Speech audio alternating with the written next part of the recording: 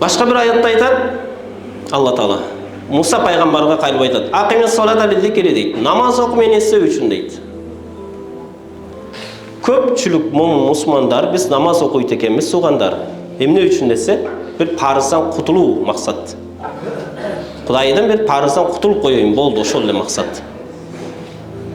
Бул эң бир башталгыч намаз окугандардын максаты ушундай дейт. Экинчи максат өйдөрөөк инсандардын таквачылык өйдөрөөк болгон инсандар намаз окушат. Эмне үчүн десе, ушул күнөөдөн арылайын деп намаз окуп экен. Кудай тыйган нерседен мен кантип арыламын? Жөн эле олтурсаң арыласыңбы? Жок.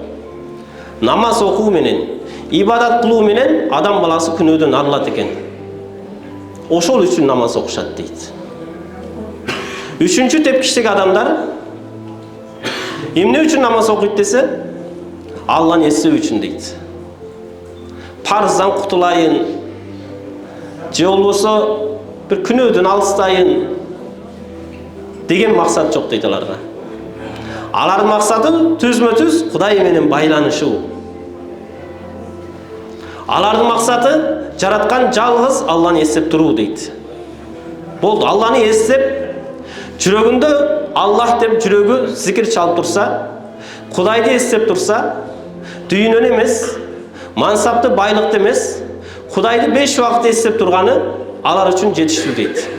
Намаздын максаты ошол дейт. Андай намаздар сөзсүзө жанагы эки максатты аткарган болот.